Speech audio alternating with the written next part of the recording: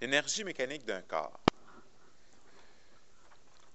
Dans les pages précédentes, nous avons vu l'énergie potentielle gravitationnelle, l'énergie cinétique, l'énergie potentielle élastique.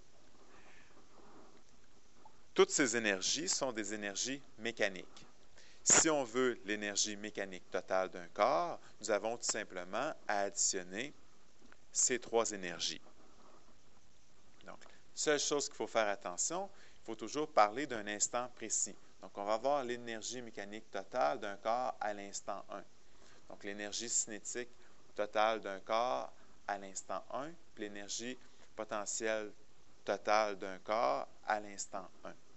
Donc, énergie potentielle qui peut être élastique ou gravitationnelle.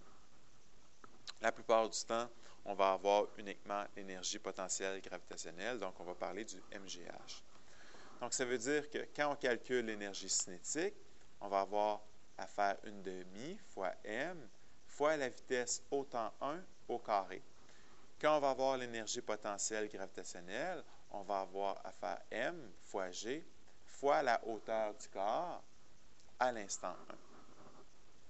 C'est important, il faut que ça soit au même moment pour qu'on puisse additionner nos énergies potentielles et cinétiques.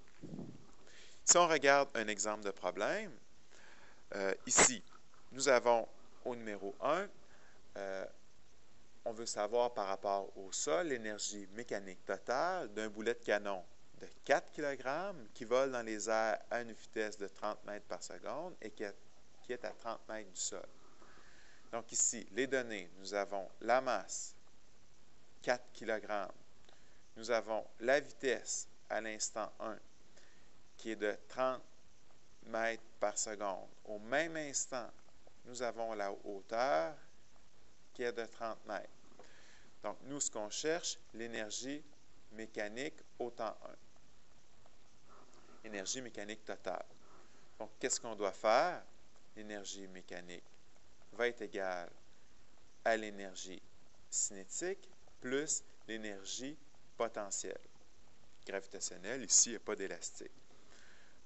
Donc, on va avoir une demi fois m qui est 4 fois la vitesse au carré, donc 30 au carré. Pour ce qui est de l'énergie potentielle gravitationnelle, nous allons avoir MGH, donc m fois 10 fois la hauteur, qui est de 30 mètres. Donc, nous allons obtenir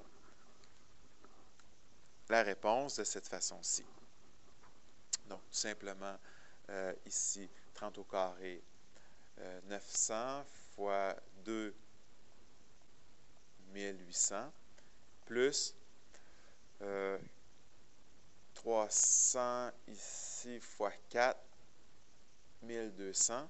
Donc, on obtient une énergie mécanique totale de 3000 joules, tout simplement.